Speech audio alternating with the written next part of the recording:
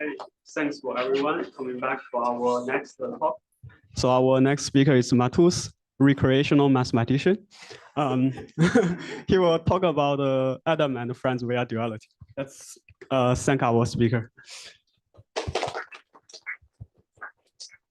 Thanks everyone for having me. I had a life-changing semester here. Do you mind taking it down? Do you mind turning it down a notch? It's kind of loud. Thanks. Yeah, I had a life-changing semester here last semester, and so it feels actually kind of weird being back. And let me just explain the recreational mathematician. So one of the themes of last semester was, I guess, Sebastian Bubeck telling us that 5 or whatever is going to be better than us at everything pretty soon. And I actually met with him a few weeks ago and played with it myself.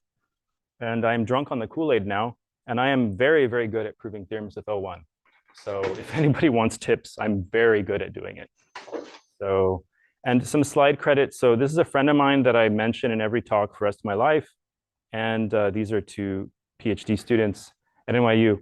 So what I'll tell you today is personally, I've been very confused by the Adam method for a really long time. I don't know how all of you feel, but I've been very confused by it. And I get more confused the more I look at it. So I have sort of another way to derive Adam, but I'm only going to explain about 2% of it. The other 98% we still have to figure out. But yeah, I find it very interesting. I find Adam very interesting. So, and the way I'm going to derive Adam, you can derive other algorithms using the same technique. So I'll show you that. So if we don't run out of time, I'll show you some stuff on the board. Okay, so this is what I'll tell you. I'll give you the theorems on one slide. You know, I have some rates for some stuff, and they're better than other people's rates, but that's just sort of to sell the story. What matters more to me is that I feel like there's some, at least for me, there's some understanding for Adam. So that's what I want you to take away from it. That's why I'm not really emphasizing the theorems. I'm just going to tell you up front that this is a linear prediction talk, like no deep network. Here, is it okay? Can I It's okay. Okay. I won't make fun of the squared laws today, so I'll keep that out of my talk.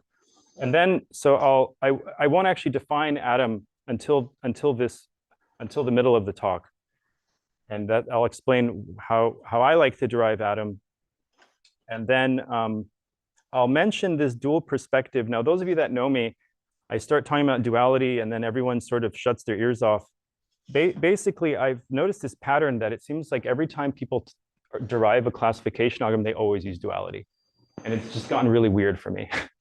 Like there's no primal for a classification, in fact. So that's something I'll point out. And then based on time, I'll show you some stuff on the board.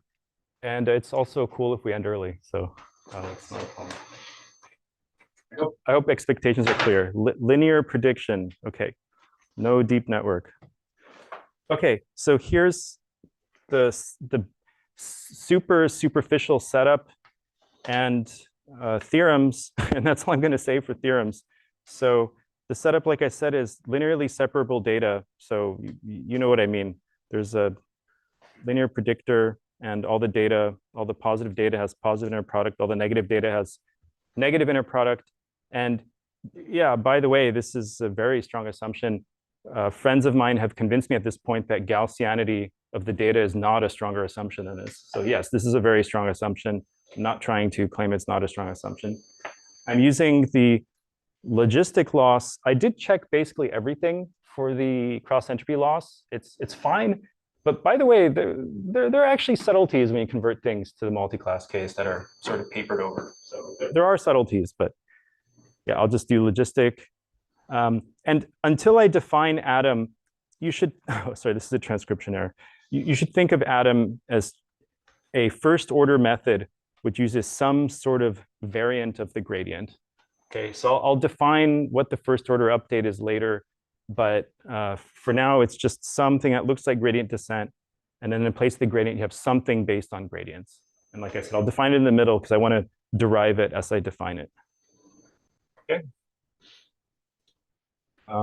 Something else I want to say. Oh yeah, I forgot to mention. So the way I produce these slides is, in case you're ever curious about doing something like this, I wrote the slides by hand, and then I asked O1 to convert it to tech.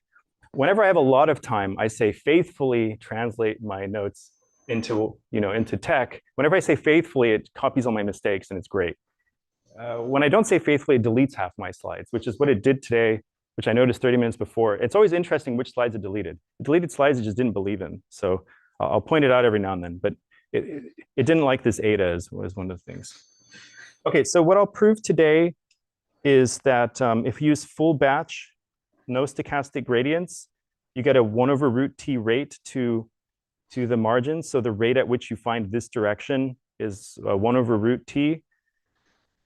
Let me just give some comparisons. So digging through the literature, there was some paper by Francis Bach and colleagues, and if you use their proof, you get a t to the 1/4.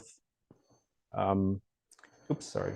There's also some paper I found online that gets t to the 1/3 using something that came before the duality technique. And then I should also say what's interesting here is that for gradient descent, the best known rate is 1/t. And we actually think that's possible. We just weren't able to prove it. And then if you use gradient descent with constant step size, you get a 1/log t rate. So the 1/√t is actually fast. It's a good rate. And then for stochastic updates, the error goes down with the rate of, this should be a delta, 1/√n. We also don't like this. We think it should be 1/n. And I think there's no, as far as I know, there's no prior work for stochastic atom, but other authors didn't consider the linearly separable case. So if you don't know how to interpret these bounds, just treat them as kind of what you'd expect. For me, like I said, the point of the talk is the conceptual part, not the grades, which can all be improved.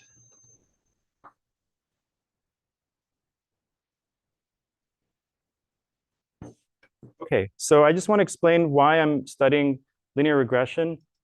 And I just want to say that when I wrote the slide, I put 1 and 3 without the smiley, and then O1 added the smiley, which I thought was pretty cute.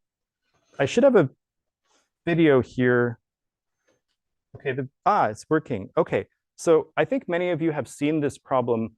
What I'm plotting here is I'm doing gradient descent on both layers of a 2-layer ReLU network. I'm training both layers, and I'm plotting kind of the directions. Sorry, I have a technical issue. I can't write and have the figure plotting at the same time. So let me show you what's being plotted here. So the network, I take an X, I form a bunch of inner products, I apply the ReLU, I multiply it by a scalar, and then I sum it over all the nodes. So I call these nodes, and what I'm plotting here is actually the VJs times the absolute values of the AJs. And the colors are the signs of the AJs. Okay, so red color means it's a negative output. It contributes to the negative label, or it tries to contribute to the negative label. And a blue means it tries to the positive label. And the data set, it's occluded, but it's this XOR data. Okay. And so I've spent something like 10 years trying to prove that gradient descent does this. To my taste, the closest we have to proving this is Margalit's proof in the back of the room. Her proof still changes the setting a little bit. So proving that this happens is still open. And I was struggling with it for like the 60,000th time a couple months ago. And I realized that what I'm trying to prove here, I don't know how to prove it in the convex case. Let me explain this. So what I was trying to prove is that the trajectory of the particles, sorry, for the people that haven't seen this problem before. So this solution it's converging to, where all the particles go in these 4 directions. This has a name. This is the Max-Martin solution. It has lots of nice statistical properties. This is a very good solution for this problem. So we'd like to prove that gradient descent forces the nodes to move in these 4 corners. I've been trying to prove this on and off for literally 10 years, and I can't do it. And like I said, the last time I did it, I realized that if it was just one particle, I still can't control. If it was the convex case, I still can't control the trajectory of a particle. If you don't know what I mean, I'll explain on the next slide. But again, the motivation here is I want to study this problem, don't know how to do it. Then I realized there's a convex version of the problem. I don't know how to do it. So now I'm like doubly motivated to study convex stuff. getting lots of blank stares. Like, what do you mean convexity is an open problem? It's super open. I think the figure on the next slide works. Good. So let me tell you what's going on this slide. So I have two curves being plotted here. Sorry about all the other junk in the tabs open. I'll clean that up in a sec. So I have two curves here. At the beginning, they overlap, and then they split. So this curve, so I have data and data. Here's the origin. I initialize gradient descent twice. Once at the squared loss, and it goes like this. Okay, has a sharp corner. Everybody looks stunned. What is the point? What's the point you're moving represented? Oh, that's, sorry. I'm showing the thin line is the trajectory, and the point is the iterates as time continues. The points go along the path. Okay, so gradient descent goes like this, then like this. Sorry, Everyone looks stunned. What's the x-axis and y-axis there? Just true. So I'm plotting the data is in R2. Okay, so this is data. This is data. The data is in R2, and the predictors are in R2. So I'm plotting the predictors and the data on the same plot. And the label is all one? All plus, yeah. Okay. Labels are all plus. Okay, let me explain this a little bit more. So even though these look like they're equal proportion, this data is actually thinned out. So squared loss, it goes this way first because most of the data is up here. Okay, so if you stop gradient descent here, you get a completely different predictor than if you stop gradient descent here. This is the ordinary least square solution. This is what like the textbook tells you gradient descent's job is to find. If you stop gradient descent early, it stops here. And nobody in this room can make an argument that this predictor is actually worse than this one. You could argue this is noise. It's added to the problem adversarially, and you actually want to stop here. You ready to follow what I'm saying? So gradient descent goes like this and then this, and both are fine solutions. No cheating, by the way. This is unregularized gradient descent. And in the case of squared loss, you can write down exactly what happens. So if you take the squared loss and you write out the SVD of the data matrix, this is the equation saying what least squares does. So again, I don't know if many of you have seen this, but you don't have to use strong convexity. You can write out with equality what gradient descent does in the squared loss. It's very explicit. So if I look, this is the optimum. So I look at time t along the first principal component, for instance, the rate is faster. This thing collapses exponentially in t, and the coefficient depends on the singular value. So if this singular value dominates all the other ones, you learn this direction first. And again, this is an equality. There's no cheating here. You prove this by just writing out the update, and then recursing. It's easier than the proof for Stirling convex using Stirling. So this figure is, this curve is exactly this equation. Okay, there's no mystery here. There's more data here, so the covariance has a very large singular value this way. You go like this, and then you basically zero out that component, and then you learn the second component. Okay. Good. Everybody fine so far? Okay. So again, and I think this is very well motivated in the sense that for certain applications, you actually want to stop here. For certain applications, you don't want to stop here. There's 1,000 textbooks and 1,000 papers on using an explicit solver that truncates the spectrum. What I'm saying is in certain cases, you don't need to truncate the spectrum. You can just use gradient descent and stop it early. Okay, that's least squares. This curve, same data, logistic loss. They track each other up until here, and then the logistic loss starts to veer towards the max margin direction, which is this. Now, okay, so for least squares, we have this equation. And this question, to me, matters because we want to sometimes early stop and noise filter. For the cross entropy and the logistic loss, not only do I not know how to prove this, I don't know if it's true at all. I have no clue. I've failed to prove this 1,000 times and convinced myself that I had 1,000 times.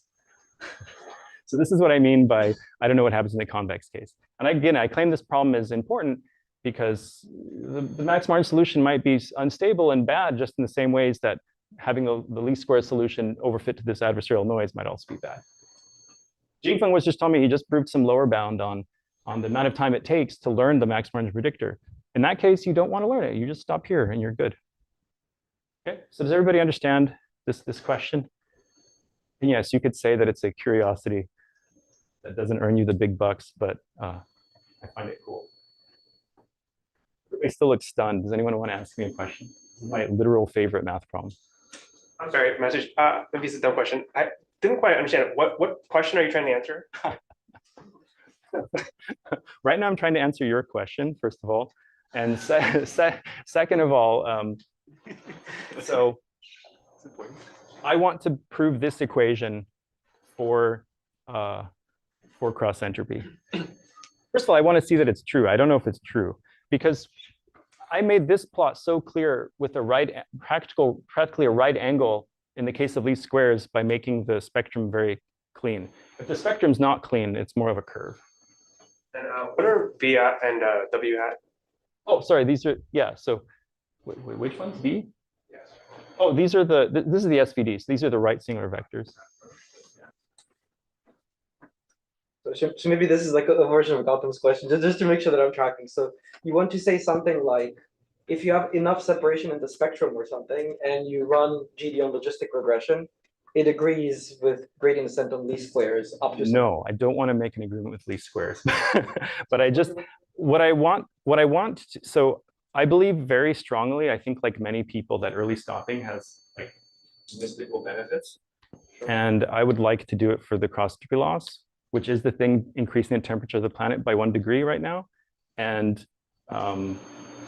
this is the way I want to do it. I want to be able to prove an equation like this. But I guess the question is like, do you want an explicit expression of what happens after t iterates, or do you want to sort of somehow quantify the regularization effect of the curve and compare it with... Right. So I believe that I at this point sort of believe there isn't an explicit expression, but I would like to be able to bound the curve in various ways. And this is not even possible, like if you ramp up the sort of the gap in the spectrum. Yeah. So if we mess with things, it's not only possible, it's actually easy. They're like trick proofs that do it immediately, but I really need to ramp up the spectrum. Whereas this one, I mean, it's an equal sign. But if everybody's still mystified, I'll prove this for you later. I mean, just do it on the board at the end instead of what I wanted to prove. Oh, is this like follow-up, Professor? Oh, sorry. It was just like, do we have some measure of like the regularization benefit of this in at least the least squares that you would want to see for cross entropy? Oh, I see. Wait. Oh, you mean for least squares? Yeah.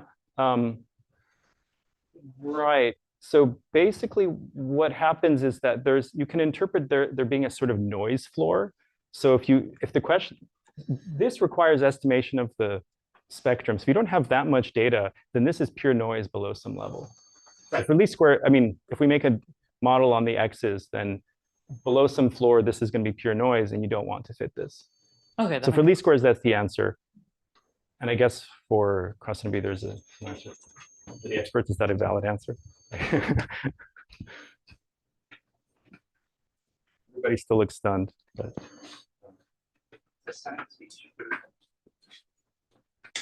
Right, this is not the problem we're solving today. This is just my motivation for linear prediction. I'll just admit complete ignorance. What do you mean by the data is the blue lines? Like, I genuinely don't understand the plot.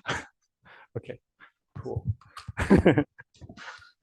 Yes, this is like a typical talk by me. We're on slide 2. Nobody understands anything. So yeah, xi is in R2. Okay, and the yi's technically are in plus minus 1, but since in linear prediction you're always interacting with the label and the predictor and the covariate, then you can just absorb one into the other and flip the label across flip the data across the origin. So I'm just making all the data plus 1. So in the plot over there, here's the origin, and I have a bunch of data over here, and these are all plus 1 labeled, and I have a bunch of data, or a small amount of data over here. Okay, so I have data and data, and then because I'm predicting according to this, my W's are also in R2. So I'm just plotting the W's and the X's on the same plot. Still like stunned. What am I supposed to do?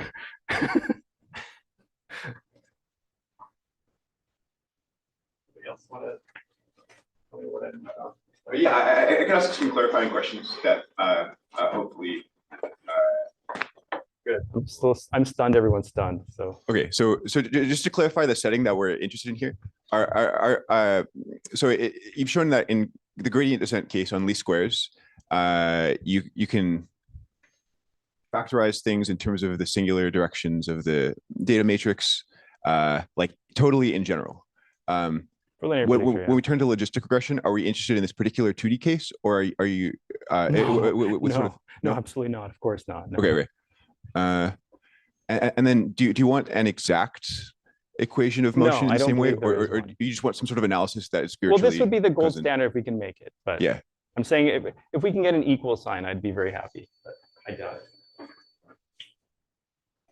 So then the problem here is to like do some sort of analysis of the gradient descent trajectory with the logistic loss that like is phrased in terms of the singular directions of the data. No, definitely not. Oh, probably not the singular directions, but okay. but something. Some set of directions. Some cousin. Yeah, the max margin direction is not related to the eigenvalues and eigenvectors, so it won't be the singular values and singular vectors, but it'll be some set of vectors. Okay. Okay. My motivation has completely failed. Please just treat this as a math problem that some people think is cool. Okay. Oh, and I should say that one of the only published results that, for what we're talking about, so one of the only papers that exists that says that gradient descent is something useful at early time steps is what Zihan Wang is presenting on Thursday. So he's going to show that there are like well-motivated cases where the gradient descent curve does this for cross entropy. And here, this is actually the population minimizer. So that's in Zihan Wang's talk. This is the population minimizer. It passes through it at the right where it does the bend, and then it goes off into some nonsense direction, which you don't want to follow. That's Zihan Wang's talk. And this one's also notable for people that say that logistic regression is finding the max margin direction. This is saying the max margin direction is terrible for this particular problem. So yeah, Zihan Wang, yeah, we'll revisit this question with better motivation. It's probably a very dumb question. Excellent. Sorry. Then like why do we use like cross entropy loss if it has these problems and but we never run it asymptotically or at least stop it. Okay. Okay, so you want to quantify that, but okay. Yeah, we always early stop it. Okay. Let me just skip this because we've talked about this. Let me make one comment that I think is pretty important. So myself, I'm embarrassed to say that I've worked on cross entropy based my whole life, but I've always made the separability assumption, and that's super unjustified now because LLMs in like their respective function space version of non-separability. So it's not a linear separability assumption, but like a non-linear separability assumptions. LLMs do not satisfy this condition. They are not non-linearly separable. So yeah, the ideas that I'm showing here, they would need a lot of work to work in an LLM context. And maybe just ask me at the end if you don't know what that means. Okay, so let me actually get to the design of this method called Atom. So again, for me, there's this method that came out called Atom. I don't know how many of you know the history, but it was a course project. I don't know how many of you are aware of this. It was a course project. And it was designed basically without much knowledge of optimization. It was basically somebody just took a variant of RMS prop, which is something that Hinton didn't even publish. It's just in his slides. And RMS prop was sort of kind of vaguely based on Adigrad, but not really. So it has a very strange lineage. And so I don't understand where it came from, so I had another way to derive it. I'm going to tell you about right now. So to start the explanation, so what does gradient descent do? So a regular first order method, you step in the negative gradient direction and it tries to go to a stationary point. Now, if you're stepping in the gradient direction and you're trying to go to a stationary point, that means your iterates are going to zero, right? You're stepping in the gradient direction, the gradients are going to zero, so you're slowing down. So a really obvious way to speed up gradient descent is just to normalize the gradient, okay? So I'm not saying anything, this is supposed to sound immediate, that you step in the gradient direction, gradient goes to zero, you want to speed up convergence, you normalize the gradient. Now you could normalize it by the L2 gradient, so you could just take the L2 norm of your gradient, or you could coordinate-wise normalize it. I don't know about you guys, but naturally I would take the L2 one. I think it's very interesting they chose to take the coordinate-wise normalization. This is one of the smartest decisions they made, but to me, it's very foreign. Okay, so this is for me the first shock in the definition of atom. You don't do what I consider like a natural normalization, but you do what I consider personally an unnatural one, which you go coordinate-wise. And I should say I'm not really going to demystify this today. So the going intuition on why this is a good idea, why this one's a good idea, not this one. This is what Leon Batu tells me, but this is what I think a lot of people in the community say, that this one's better because in a deep network, you have heterogeneous parameters all throughout the network, not just at a fixed time, but across time, they're also heterogeneous. So, the neural network has things like the normalization parameters inside of the normalization layers. It has things like, the attention parameters. They're all very heterogeneous. So an easy way to adapt to heterogeneity is to be per coordinate. So some people tell me, I think this is actually what Leon told me, that better than per coordinate is like per module, but it's too complicated. So that's what everyone believes this is doing. But the proof I'm going to show you does not reflect this structure. This is a purely linear case proof. So this is why a lot of people, I was saying that you want to normalize your gradient so you're faster. And then I was saying that doing it per coordinate adapts to different parts of deep network. But again, I'm not talking about the deep network case. Okay. You have a question, Siva? Yeah, it's just the sign. So some people call this method sign GD. And there's a lot of literature that connects these two. I should say that the proof I'm going to show most of to you guys, I actually did it 3 years ago, and I didn't publish it because it made a connection between sign GD and atom that breaks down as the sample sizes go small. It's still a loose approximation of what atom does. Let me also make another comment. So as somebody that studies margins, and if you don't know what a margin is, one way to talk about one way to define a margin is it's the limiting direction for gradient descent when you do logistic loss. So if you change the gradient to be this coordinate-wise normalized one, you go to a different margin. And I'm very weirded out that, some papers, they prove convergence to this margin for atom or for sign GD, but they don't actually discuss the statistical difference between these two. And I'm super perplexed by the difference of these two statistically. Let me give you guys some back of the envelope calculations. So if you define this margin and try to prove a Rademacher bound, I don't know if you guys know some magic way, but I end up with an extra dimension factor if I use this thing. So this thing actually freaks me out statistically. And it's a dimension factor I get with Rademacher, but maybe there's a way to remove it without Rademacher. So earlier at the beginning, I mentioned that I have a theorem for the stochastic case, which I think no one else has done. And I'm only mentioning that because we get the dimension factor, but the student who proved that, he has some like rocket science variant of one of my proof techniques, and he actually thinks he might be able to get rid of the dimension factor. So I don't know if the dimension factor is there or not. So I don't know if I don't actually know. So again, we want to normalize the gradient. We choose between these two. The community chose this one because I guess this normalization thing, but it might be worse statistically. By the way, I don't know if you guys know, but in that 200,000 citations of the atom paper, I don't know of a single one that discusses the difference statistically. So this might just be an artifact, yeah?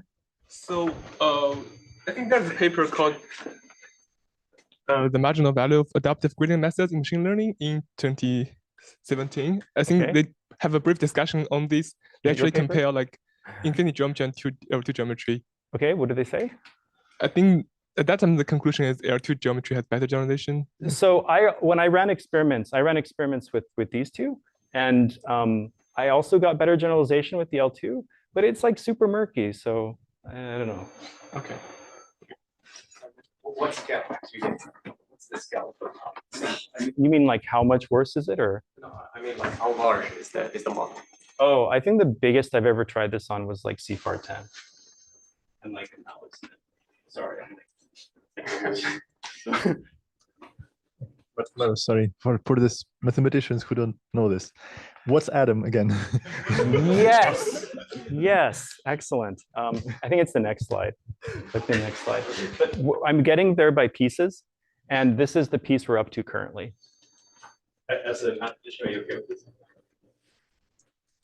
Okay with this epsilon here? Yeah. Yeah. By the way, the epsilon changes the bias. So I drew two curves here. I did sine GD, which is this, with different epsilons, and the path changes. So the infinity norm margin that we were just talking about statistically might not be relevant because the epsilon kicks in. Great, right? But the second normalization, so assuming that it's useful when there are different scales in the data, then I guess this should be also reflected in the statistical bound, right? Right. So that or is, in the parameter, scales in the parameter. That is true, but if you apples to oranges the entire thing, where the right way to do the Rademacher bound is like that the inner products have the same scale. You know what I mean? Like you apples to orange, like you hold her in whatever the right technical term of apples to oranges is. I don't know if it actually matters. So.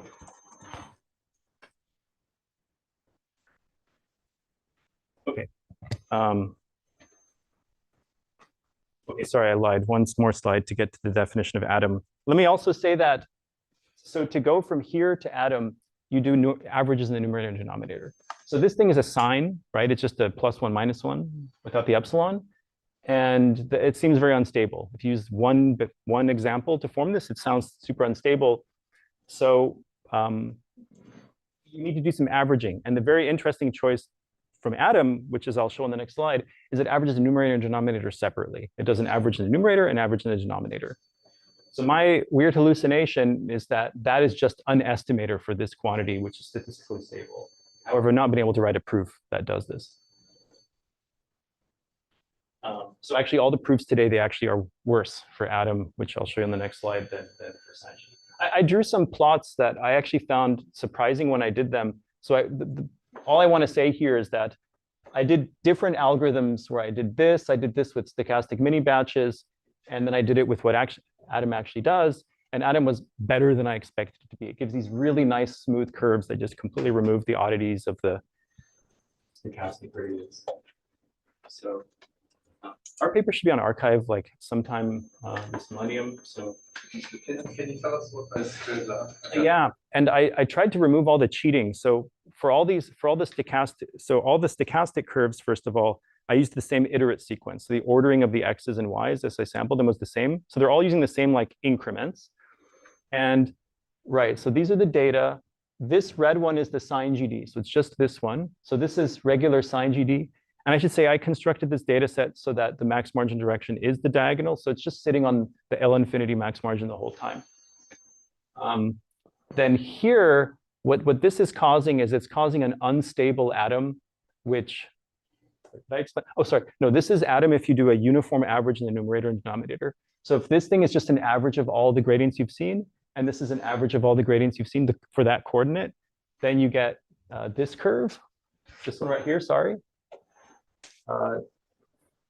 This one is if you just take one example. So I'm doing this with one example. And then this one up here, which will be on the next slide, is actual atom, which is you have an exponentially decaying average in the numerator and denominator. Okay, so thanks, Adam. Thanks, Peter, for pointing this out. I should have explained that. So there are 4 curves. There's this thing using full batch gradients. This one is using one example in numerator and denominator. This one is using a uniform average of over all time, and then this one's using an exponential average. And when you say the data are the 2 black points, you mean like there's multiple ones at the. I think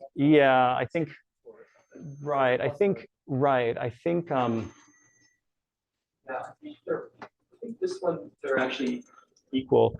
This example was on the previous slide. I constructed this. The L2 and the L infinity margins are unique and different. So this one's a little different, but yeah. The fact that it points upwards first more than to the right, just a coincidence of sampling.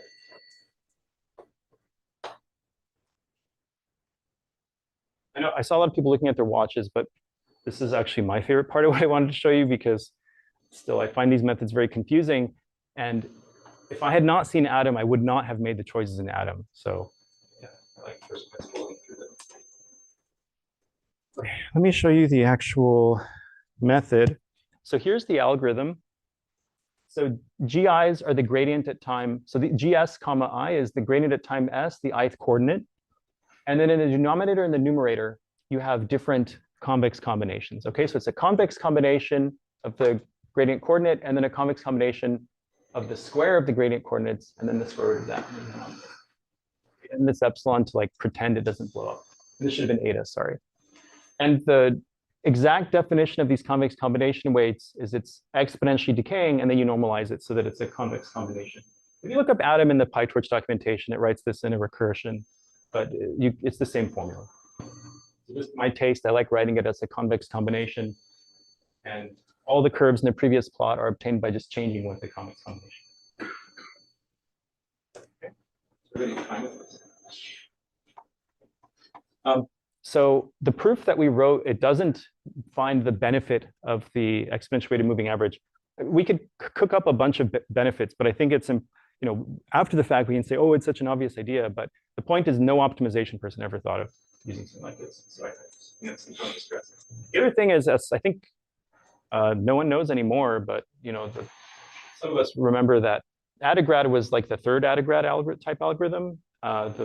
Before that, there was a huge body of literature on normalized gradient methods where they didn't put the square root in the denominator. They put just an absolute value. One of them is called Arrow. It's a really nice paper. The Adagrad paper by Ducci and colleagues, they actually spoke to the Arrow authors to do some of their design decisions. So this is not just like random paper. And again, this one doesn't put the square root. So I personally don't know why the square root is there at all. I mean, other than like the Adagrad reason, I don't know why it's in Adagrad either, other than their theorem. It's a design decision. You could also do it without the square root. And our proofs actually go through better without the square root. Yeah, but Arrow was also following geometric averages. No. Arrow, no. So yeah, the Adagrad and they just have a uniform average. Adagrad and Arrow, so a uniform average.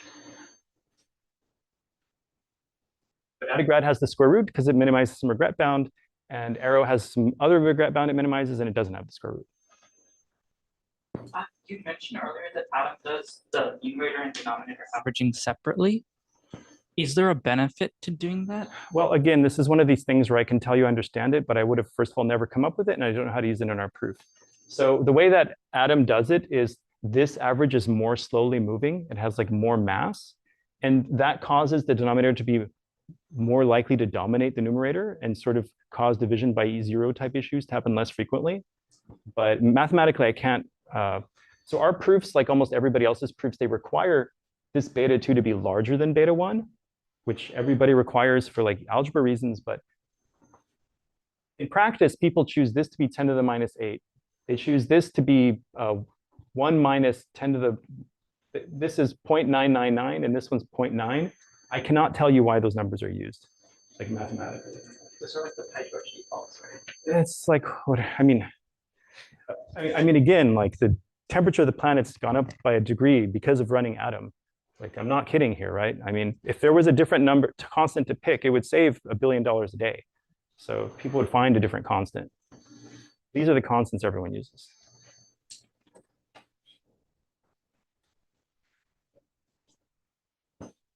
If it was 0.89 and that was actually better, it would save like, seriously the order of millions of dollars a day. So people would find it. Okay. So I've told you the algorithm, and is everybody content now with the definition of the algorithm? I just think of it as combination, and yeah. Weird method, but works really well. So let me tell you this dual analysis idea, and this has really been freaking me out the more I think about it. So it really seems to be the case that all of classification is done in the dual. So here's the SVM dual that I guess a lot of us had to either teach or see in class. And it's a concave quadratic in the dual. And you define the primal via the dual. And usually people give this story of like, oh, kernel, and then now it's sort of de-emphasized because people don't solve this in the dual anymore. They just solve it in the primal with logistic regression. But it's interesting that this started kind of in the dual. Okay, then another example, I just copy pasted something from Rob Shapiri. I mean, here's his definition of AdaBoost. And he doesn't even write the primal, does he? Oh, he kind of writes it at the end. But I mean, this is multiplicative weights in the dual. This is how he likes to define the method. It's all duality. Okay, so you have an you have a weight on each example. You have a distribution over examples, and that's how we define duality. So when we think of gradient descent, we think of it in the primal, W minus scalar times the gradient. But all these people, they define their algorithms classically in the dual. Okay, except Cauchy, but define the dual.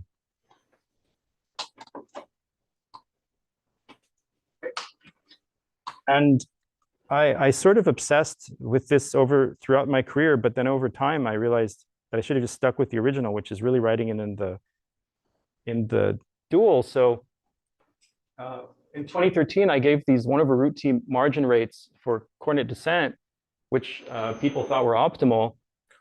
But the rate is actually a primal rate. I took Rob's proof, which was primal and dual, and I converted it into just a primal proof, and I got a 1/√t rate. But 3 years ago, when I said I produced this sine GD proof, I realized I can do it all in the dual. And I'll explain this notation, I guess, at the very end. But in the dual, there's a potential function you can minimize in the dual.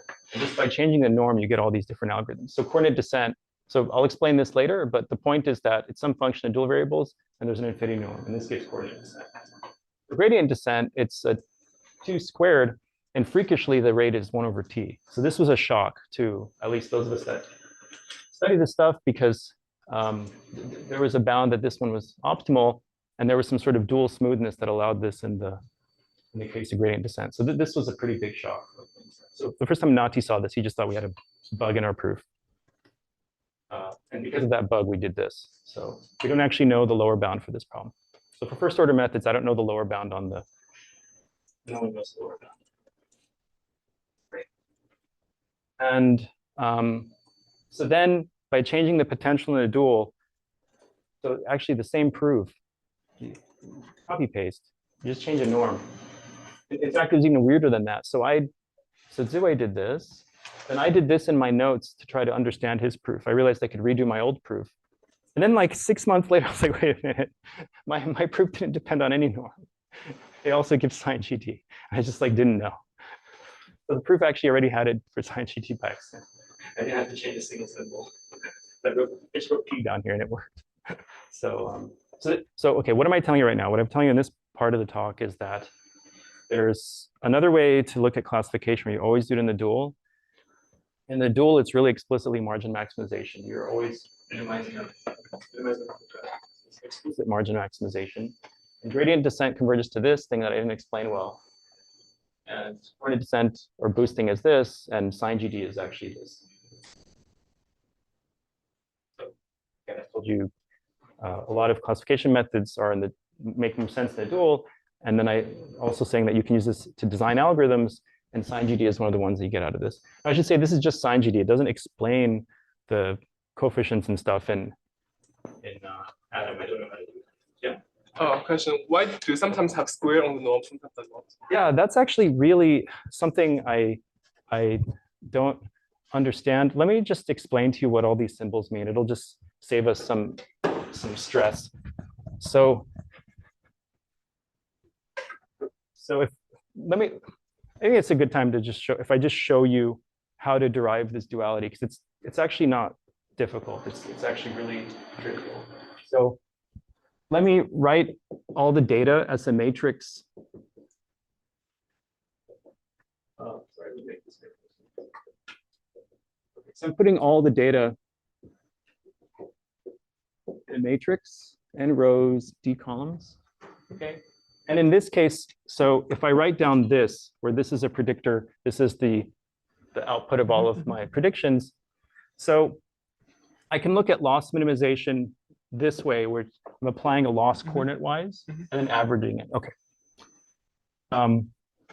So gradient descent, you could write it at the next gradient iterate. You could write it, so it's the gradient of this. I'm going to take the gradient of this with respect to W. So what I get is Z transpose this with respect to its argument, then ZW. Okay. So I've just written out the definition of gradient descent and taken the chain rule. Okay. So now what I do is I multiply both sides by that matrix. I just get this. And now what I do is I actually reinterpret this via duality. So I view this object as actually a duality mapping. And under, whatever terrible things people always say, we have this relationship where this is the convex conjugate. So I can write this left-hand side as this becomes, for those of you that are familiar with it, this is explicitly the definition of mirrored descent. And now what this thing becomes is this actually, so now this thing is my dual variable Q. I just redefined it that way. And this thing becomes gradient with respect to the argument of this mapping. Okay, by the way, so all I did here was just like define some notation. Okay, so this is with a square. So now we can get to your question. So this is with a square. And when we got the 1/t rate, we had some smoothness relationship between these two objects. And that's how we got the 1/t that wasn't there for coordinate descent. So I got spooked by this square, but I don't actually know if it's really. So I have a guess for the answer. Is it because for CD and GD you are doing actually steepest descent, but for Sun GD you are doing normalized steepest descent? You mean why the square is there? Yeah, so if you do Sun GD with like, you take the sun and you multiply the update by the one normal gradient. Right, I know what you're saying. The thing that really stresses me out is we can always push the coefficient of the square into this and make it time varying. The thing is I really can't tell you if I wrote the best proof with the square and without the square. If you know what I mean? Like I can't tell you if it's just like technical that I can't get the same rate or. So no, I don't have a. Okay, I understand. I feel like you want a deep answer, but I don't have one. For me, it's like algebra. Thank you. Okay. But yeah, for those that I realized I went through this kind of fast, but the point was I started with gradient descent. I multiplied everything by this variable z, and I just reinterpreted it as a mirror descent update. And for gradient descent, you have this potential function, and then by changing this potential function, you get all these different arguments. But again, this only explains sine GD. It's not a way to derive atom. So in this dual analyze, is there any assumption on the loss function? Oh yeah, well, okay, there are kind of a few in a sense. So first of all, to make this formally go through, we need some assumptions. The other thing that's very mysterious that I don't really feel like talking about right now, but we can talk about it. is so as many of the experts in the room know, instead of using the loss, you can use something that looks kind of like the log of the loss, or you can also use the individual coordinate-wise loss applied to the full loss. And the proofs become completely different based on whether you have this or not. And that also changes the conditions on when everything works. When you use this, like separability appears in a different place in the proof. But so a lot of these proofs actually where the separability assumption gets used in a very different place. It's very frustrating, actually. So based on whether I do this or not, is this your question? What are the assumptions? Yes. Am I just making it worse? It's related to that. Okay, for me, okay, let me just say it this way. The most terrifying assumption is the separability one, because that just is not true. It's just not something you want to assume. So the question is, where does the proof rely on separability? The best proofs have this here, and they rely on separability almost from the beginning. And then there are a lot of proofs that don't use this, and then the separability is much later, but they get slower rates. So I'll just say it that way. Like super slow.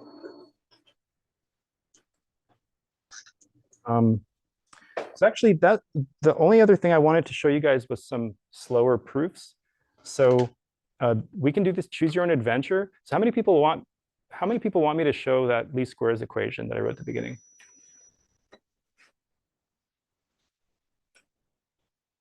My hand's up. One person. Okay, no. Okay, I'm sorry. You can see it afterwards.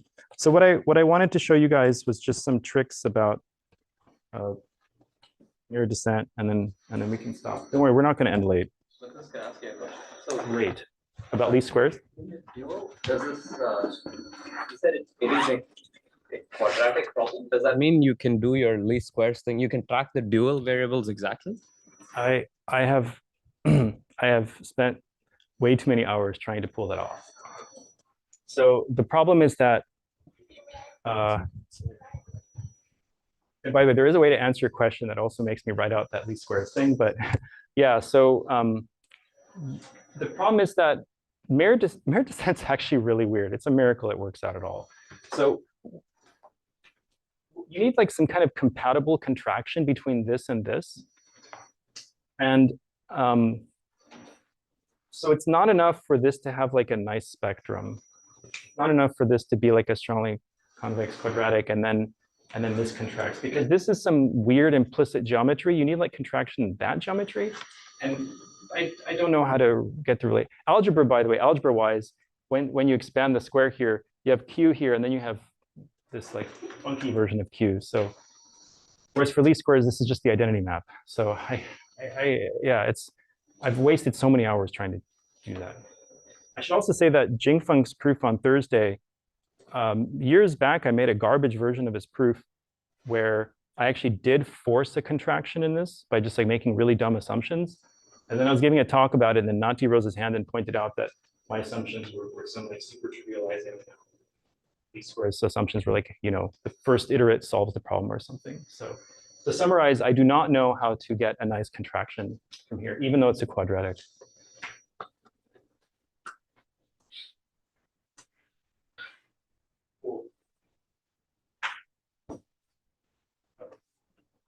I just want to show you guys some mirror descent tricks, and then we will stop. Unless anyone else has a question. We can also just take questions during. Okay, so for those of you that, and I'm not going to show you anything sophisticated. I just want, so I don't understand mirror descent at all, but there is a way to write down the definitions so that you never forget them. So I just thought I would show you guys that. And actually, let me,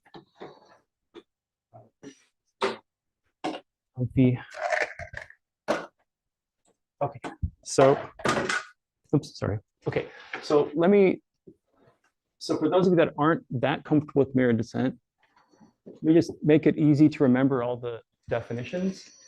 So gradient descent, one way to think about it is you're finding the next step. Okay,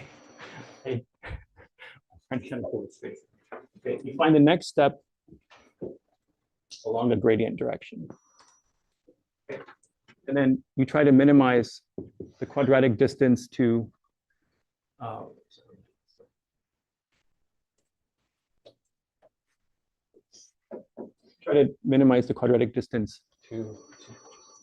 last iterate. Okay, so you balance these two terms. By the way, I always like looking at this because it's clear that gradient descent was always implicitly regularized. It's not moving too far. It's baked into the definition. Okay, so another way to write this is you can just solve this by the first order condition, and you get this.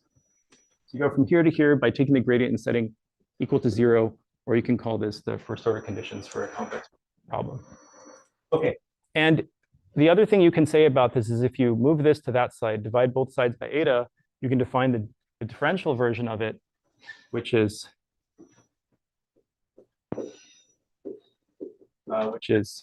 this. Okay. So here are 3 equations to look at gradient descent. All mirror descent is you just generalize this. Okay. You say, I don't like the Euclidean geometry. I like other geometries. And yeah, you just substitute in there. So you say qt plus 1, the argmin q. This part's the same. I'll use a different letter. And then now I'm going to use a generalization of the squared norm, something called the Bregman divergence, but that's just a fancy name. It doesn't, not a fancy quantity. So this thing is you compute a convex function and you see how nonlinear the convex function is. I compute this, and I subtract off its linear approximation at Qt.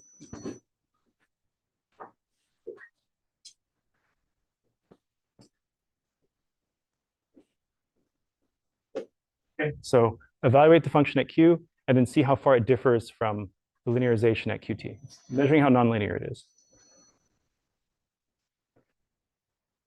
Okay. And we can do the same thing if we just use the first order conditions and just take the gradient and set it equal to 0, then the first order conditions applied to this, they give us that this relationship holds.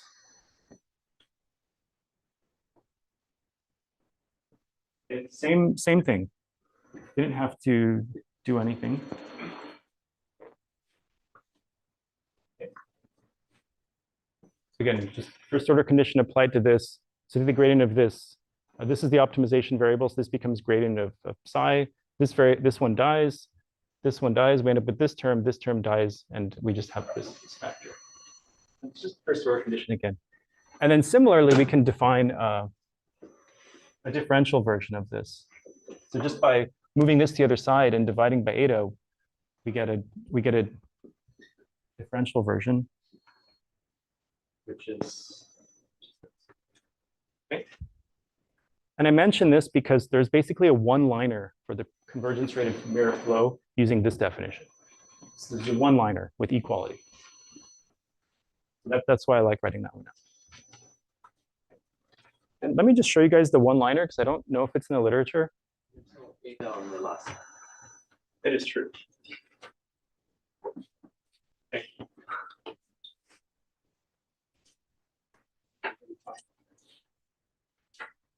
Let me show you the one-liner and then we stop. Unless there's a question about any other part of the talk. Is there a question about this? Or I'll just give you the one-liner.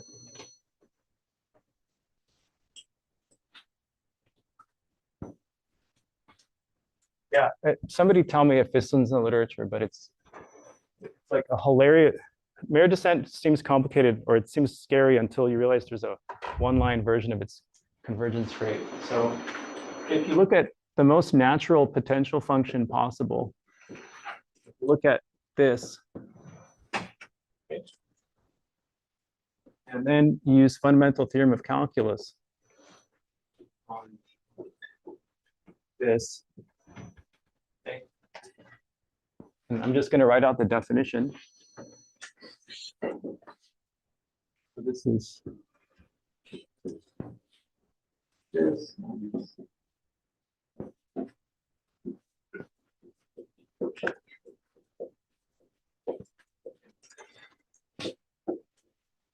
And now we just apply the derivative. So derivative. And that's okay. So the first one we have to chain rule. And you might look at this, you might say, well, this is a train wreck because we don't know what this is. It's not written down anywhere. This is also related to why we can't do. I don't know what the heck this thing is. But the point is that everything's going to cancel. So this one goes away. Sorry. That was this one. Okay. This term goes away. It doesn't depend on Q. It doesn't depend on S. This one is this term. I forgot my negative sign. Then I have this term, and I can factor it in two ways. So I put this on one side or the other side. And the good news is that this is this. So that term is fine. And then I put the gradient into the other factor, which is this. I get this here. And these two cancel. Oh, sorry. I just end up with, right, and I use the definition. So I end up with,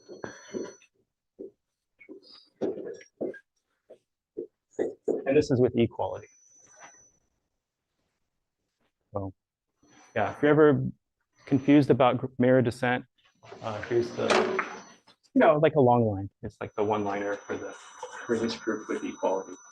Nobody looks mystified, but this like makes my day. If you look up mirror descent convergence rates in literature, they're like 300 lines. Okay, wait, can I stop there? We're done.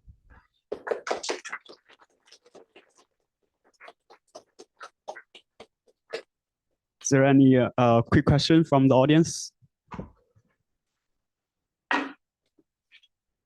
Okay, we can continue our discussion offline. So let's thank our free speaker, recreational mathematician Matus again.